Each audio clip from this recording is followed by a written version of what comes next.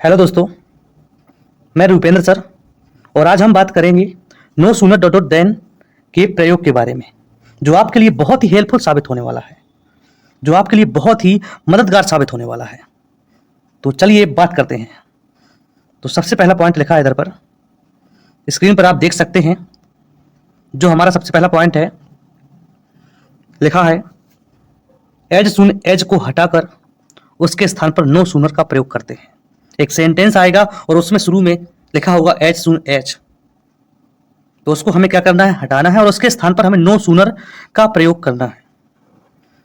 इसके बाद क्या करेंगे, तो दूसरा पॉइंट क्या कहता है कि जो वाक्य होगा, इसको लिखने के बाद जो वाक्य होगा, जो सेंटेंस होगा, उसको आपको प्रश्नवाचक बना देना है, अर्थात इंटेरोगेटिव सेंटेंस में लिख देना है। लेकिन विशेष एक बात ध्यान रखना है, आपको समझना है कि वो वह सेंटेंस प्रेजेंट टेंस का है या पास्ट टेंस का है, क्योंकि हमें इंटेरोगेटिव बनाना है। शुरू में वर्ब आएगी, सब्जेक्ट आएगा, तो इस तरीके से हमें पहचानना बहुत जरूरी है कि वह सेंटेंस है प्रेजेंट का है या पास्ट टेंस का है। इसके बाद हम बात करते हैं कोमा के स्थान पर देन का प्रयोग करते हैं और दूसरा वाक्य ज्यों का त्यों लिख देते हैं। तो चलिए जानते हैं क्वेश्चन और समझते हैं किस तरीके से हमें नो सूनर डॉट देन का प्रयोग करना है। तो स्क्रीन पर आप देख सकते हैं, लिखा है as soon as he gets salary he starts spending it. लिखा है rewrite using no sooner dot dot then. Question लिखा है एज सून एज, जैसा कि आपने पढ़ा है कि एज सून एज को हटाकर क्या लिखते हैं, नो सूनर लिखते हैं।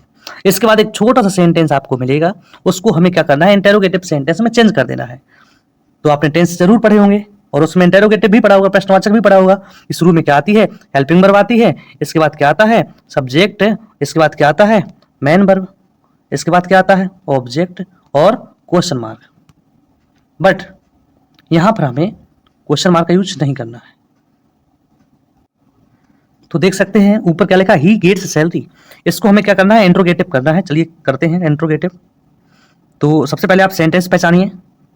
जो यहाँ पे वर्ब दी गई है ना, वो V5 दी गई है। V5 क्या है, तो आपने प्रेजेंट इंडेफिनिट टेंस पढ़ा होगा। प्रेजेंट इंडेफिनिट टेंस में आपने ये पढ़ा कि जब सब्जेक्ट सिंगुलर हो तो वर्ब भी क्या आती है, सिंगुलर आती है। लेकिन जब सब्जेक्ट हमारा क्या हो, प्लूरल हो, बहुवचन हो, तो वर्ब क्या आती है, प्लूरल आती है, अर्थात V1 यूज करते हैं। मैंने कहा जब सब्जेक्ट सिंगुलर हो तो वर्ब भी सिंगुलर आती है, जब सब्जेक्ट प्लूरल हो तो वर्ब भी कैसी आती है, प्लूरल आती है। जितनी भी वर्ब हैं वो अपने आप में सभी क्या हैं भाई, प्लूरल हैं। जब हम उनमें एस एस लगाते हैं तब वो क्या बनती हैं, सिंगुलर बनती हैं। यदि आपको इस तरीके से समझ में नहीं आया है तो आपने इसको इस तरीके से पढ़ा है कि जब कर्ता एक वचन होता है ना तो मुख्य क्रिया में क्या लगाते हैं, एस एस लगाते हैं। जब कर्ता बहुवचन होता है ना तो मुख्य क्रिया में एस एस हम नहीं लगाते हैं। तो आप देख सकते हैं मेन वर्ब में या वर्ब में एस एस है, तो ये सेंटेंस हमारा कहाँ का है, प्रेजेंट इंडेफिनिट का है। तो इसको हमें क्या करना है, इंटेरोगेटिव में चेंज करना है। तो कर सकते हैं, शुरू में क्या आएगी, वर्ब आएगी, हेल्पिंग वर्ब आएगी। तो सब्जेक्ट हमारा सिंगुलर है तो हेल्पिंग वर्ब, सबसे पहली बात तो आपको पता होना चाहिए कि प्रेजेंट इंडेफिनिट टेंस की हेल्पिंग वर्ब क्या होती है, डू डज होती है। तो यहाँ पर सब्जेक्ट हमारा सिंगुलर है तो हम कौन सी हेल्पिंग वर्ब लगाएंगे, डज। उसके बाद हम क्या लिखेंगे, सब्जेक्ट लिखेंगे। इसके बाद आपको पता है कि डू डज हमेशा क्या लेता है, V1 लेता है, तो हमने V1 यूज किया। गेट, डू डज डेट हमेशा V1 लेती है, ठीक है, तो हमने गेट यूज किया। और इसके बाद क्या लिखा है, सैलरी। ये बन गया हमारा इंटेरोगेटिव। मैंने कहा नो सूनर लिखने के बाद हम सेंटेंस को क्या करते हैं, इंटेरोगेटिव में चेंज करते हैं। तो ही गेट सैलरी को हमने जब चेंज किया तो क्या बना, डज ही गेट सैलरी। इसके बाद कोमा के स्थान पे हमने किसका यूज किया, देन का यूज किया। हमने कोमा के स्थान पे किसका यूज किया, देन का यूज किया। और जो सेंटेंस आगे लिखा था हमने उसको ज्यों का त्यों उतार दिया, ही स्टार्ट्स स्पेंडिंग इट। तो लिखा ही स्टार्ट्स स्पेंडिंग इट। उम्मीद करते हैं ये क्वेश्चन आपको समझ में आया होगा। चलते हैं, बात करते हैं दूसरे क्वेश्चन की। लिखा as soon as the child sees an insect he kills it. तो एज सून एज के स्थान पर आपको क्या लिखना है, नो सूनर लिखना है। क्या लिखना है, नो सूनर लिखना है एज सून एज के स्थान पर। और इसके बाद जो सेंटेंस दिया है ना, the child sees an insect, इसको हमें इंटेरोगेटिव में चेंज करना है। तो हमारा सब्जेक्ट क्या है, सिंगुलर, चाइल्ड है ना, क्योंकि चाइल्ड का प्लूरल क्या होता है भाई, चिल्ड्रन होता है, ठीक है। चाइल्ड का बहुवचन क्या होता है, चिल्ड्रन होता है। तो देख सकते हैं चाइल्ड के लिए क्या आया, डच, क्योंकि सेंटेंस हमारा किस में है, प्रेजेंट इंडेफिनिट में कैसे पता चला? वर्ब में एस लिखा है, सब्जेक्ट सिंगुलर है इसलिए वर्ब में क्या लिखा है? एस लिखा हुआ है। ठीक है, तो चलते हैं बात करते हैं। शुरू में क्या आएगा? डज, इसके बाद क्या आएगा? सब्जेक्ट द चाइल्ड, और इसके बाद वर्ब आएगी डू डज डिड, V1 लेता है ना, तो सी आया। डू डज डिड हमेशा V1 लेता है, तो हमने क्या यूज किया? सी, जो कि V1 है। ठीक है, इसके बाद एन इंसेक्ट, इसके बाद हमने कोमा के स्थान पर देन का यूज किया और लिखा ही kills it, he kills it. एक बार और समझाता हूं इसी क्वेश्चन को मैं। तो एज सून एज के स्थान पर क्या लिखा? No sooner. एक सेंटेंस मिलेगा आपको, उसको आपको इंटेरोगेटिव में चेंज कर देना है। तो does the child see an insect, इसके बाद कोमा के स्थान पे देन यूज किया और बचा हुआ वाक्य ज्यों का त्यों लिख दिया। नेक्स्ट क्वेश्चन आप स्क्रीन पर देख सकते हैं, लिखा है एज सून एज आई सा हिम ही हिड, लिखा है use no sooner dot dot then. तो सर्वप्रथम आपको पता है कि एज सून एज को हटाकर हमने क्या लिखा? नो सूनर लिखा, और एक सेंटेंस मिला आई सा हिम। तो हमने इस सेंटेंस को पहचाना कि ये प्रेजेंट इंडेफिनिट का है या पास्ट इंडेफिनिट का। तो यहाँ पर देख सकते हैं सा लिखा, ये V2 है, और V2 दुनिया में कहाँ यूज होता है? सिर्फ पास्ट इंडेफिनिट टेंस के अफर्मेटिव में यूज होता है, सिंपल सेंटेंस में यूज होता है। ठीक है, तो जब हम इसका इंट्रोगेटिव बनाएंगे तो इसकी सहायक क्रिया आएगी भाई प्रेजेंट, वो पास्ट इंडेफिनिट टेंस की सहायक क्रिया आएगी, जो कि क्या होती है? डिड होती है। तो जब हमने इस सेंटेंस को इंटरोगेटिव में चेंज किया तो शुरू में क्या लिखा हमने? डिड, इसके बाद क्या आया? सब्जेक्ट आई, और आपको पता है डू डज डिड हमेशा V1 लेता है, तो हम सी लिखेंगे। ठीक है, सा तो आएगा नहीं, ठीक है, क्योंकि V2 हमेशा सिंगल आएगा। ठीक है, और पास्ट इंडेफिनिट कि अफर्मेटिव सेंटेंस में, सिंपल सेंटेंस में ही V2 आता है। इसके अलावा कहीं पर भी आपको V2 मिलने वाला नहीं है इंग्लिश की दुनिया में। चलते हैं आगे बात करते हैं।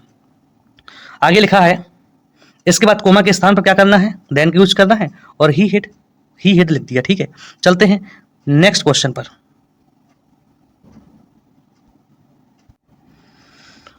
लिखा है as soon as I reached the station comma the train started. चलते हैं बात करते हैं, यूज करते हैं no sooner dot dot then. देख सकते हैं एज सून एज को हटाकर हमने नो सूनर लिखा, आई रीच्ड द स्टेशन, तो यहाँ पे V2 यूज किया गया है, और हम बता चुके हैं कि V2 यूज कहाँ पे होता है? पास्ट इंडेफिनिट में। तो बस इसको इंटरोगेटिव में चेंज कर दीजिए, इसको प्रश्नवाचक बना दीजिए। तो शुरू में क्या आएगा? डिड आएगा, इसके बाद सब्जेक्ट आएगा आई, और इसके बाद अब रीच्ड तो आएगा नहीं, रीच आएगा, क्योंकि आपको पता है डू डज डिड हमेशा V1 लेता है, तो हमने रीच यूज कर दिया। इसके बाद क्या लिखा? द स्टेशन लिखा, और कोमा के स्थान पर हमने किसका यूज किया? देन का यूज किया।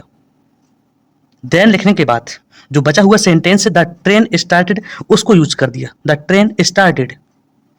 और जैसा कि आप देख सकते हैं नेक्स्ट क्वेश्चन क्या लिखा है इधर पर, आप कर सकते हैं, स्क्रीनशॉट ले सकते हैं और सोल्व कर सकते हैं, सॉल्यूशन आपके पास है। यहाँ पर 6वां क्वेश्चन है, 7वां क्वेश्चन है, आप कर सकते हैं।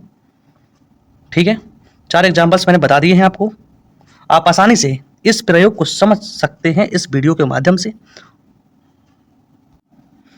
तो YouTube पर इसी तरह के रोचक और ज्ञानवर्धक वीडियो निरंतर पाने के लिए वीडियो के नीचे दिए गए रेड सब्सक्राइब बटन को दबाएं और बेल आइकन के निशान पर क्लिक करके ऑल नोटिफिकेशन चुनें। इससे आपको नए वीडियो की जानकारी सबसे पहले मिलेगी। धन्यवाद दोस्तों।